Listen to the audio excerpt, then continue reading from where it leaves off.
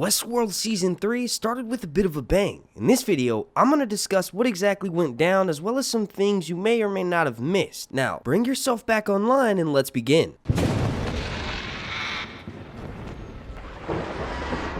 Before we get started, please slap a like on this video as the like goal is going to be 1,420.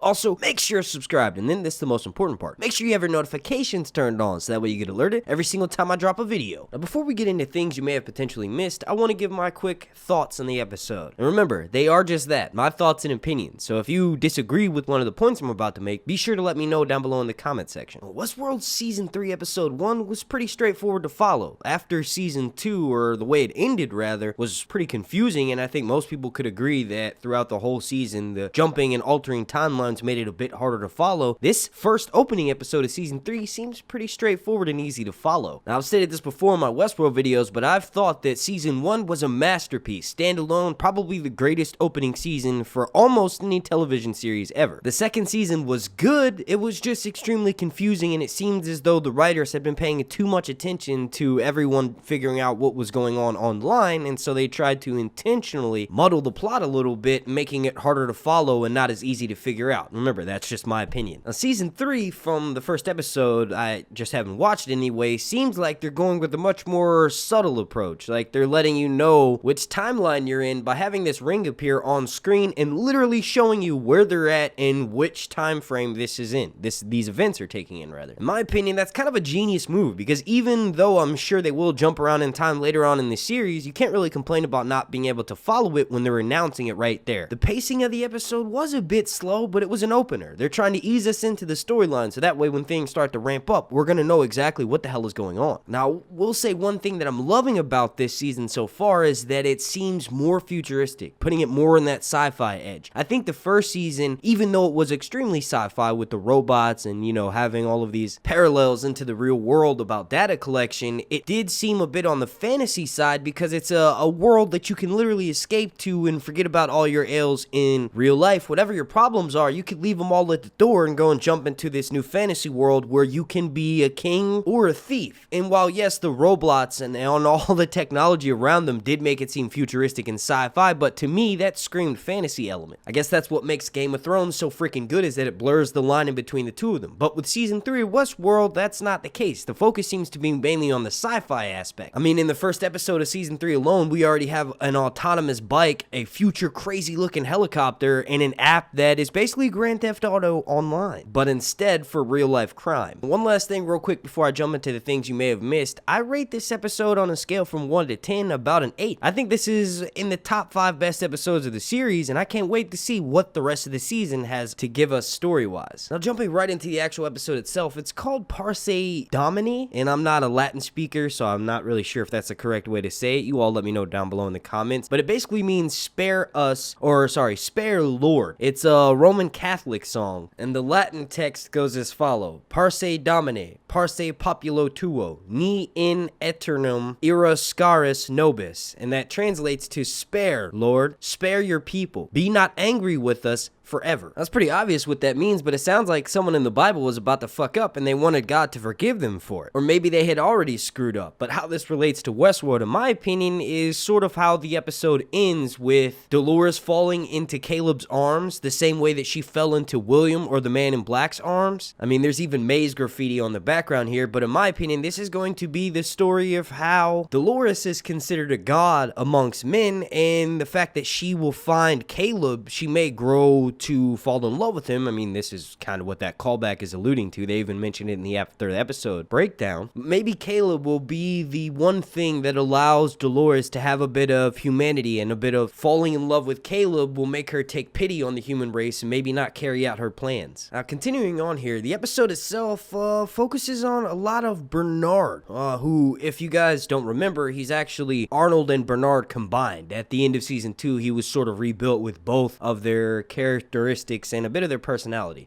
It appears, and this is just from what I noticed, that he's got this little switch which can activate fight mode. That's pretty badass. He ends up beating the crap out of those two workers who discover that, you know, he's been blamed for the murder that happened in Westworld and at Delores last season. But it's also pretty obvious that he doesn't trust himself, or he doesn't think that he's fully in control of what he's capable of doing. It's almost like he kind of thinks someone could still tamper with his code. I mean, that does make sense, seeing as how Delores is still out there and they're still at war with one another. But right before he flips the switch and start beating the crap out of those guys, he ends up saying something like, please don't hurt them too much, almost as if he's not aware of what his fight mode is doing when it's actually whooping someone's ass. He does say, please take it somewhat easy on them. If I had to guess, that flipping the switch means that he allows Bernard to take over temporarily. And it was sort of like I had briefly just mentioned, he is being framed for what happened at Delores and what happened at Westworld at the end of season 2. We find out that he's working at some sort of meat market, and then at the very end of the episode, we find out that he's going back to Westworld for a friend. That friend being Maeve. Now, we'll talk about Maeve slapping the shit out of Nazis in West SS World here in a second, but continuing on with the first episode, one thing that I learned and was curious to find out is where the hell was this filmed at, because it was so awesome looking. Turns out that it was mostly filmed in Singapore. That's why the streets are super clean and everything looks relatively futuristic. That brings me to my one tiny little gripe with the episode, the motorcycle that they were super proud of in the after the episode credit thing. That thing would turn like a goddamn rock. There's no, well, okay, it looks cool, but it's not, nope. You better take that thing in just a straight line. I will give it to the set designers though. This thing looks awesome, and in my opinion, it looks like something Tesla would come up with. And I guess we could talk about Caleb for a little bit, or aka Jesse Pinkman, bitch. I'm sure most of you all were just as excited as I was when you found out that one of the leading cast members of Breaking Bad was going to be joining Westworld this season. And I will say that Aaron Paul did an amazing job in this first episode. Now, Lisa Joy put it best that Aaron Paul does an incredible job of channeling sort of the everyday man, or the average working Joe. When Aaron's on screen, he has this like down-to-earth, likable, sort of a bit downtrodden, and is extremely relatable on screen. I guess what I'm saying is the way he delivers his lines is very believable, and sort of makes me think that I would handle something, a very similar situation, the same way. The character that Paul is portraying, Caleb, appears to be some sort of a mechanic in the daytime, and then at nighttime, he does a bit of a criminal activities. If I had to make a prediction real quick, I think throughout this season, him and Delores will fall in love. Delores will, of course, use him to her advantage, and maybe she'll have him start building her more robots to help her take over the planet. I don't know, I may be jumping a little bit ahead of the gun here, but I definitely see her going to see Caleb's mother, who is sick, and doing something to maybe save her. Maybe she uploads her consciousness into a robot in order to further win Caleb over to her side. I don't know, you all let me know what you think down below in the comment section. Now, jumping ahead a little bit, I want to discuss Delores. Delores still appears to be on her world domination plot. Now, while she's out in the real world, it's interesting because she discovers that there's pretty much a company just like Delos as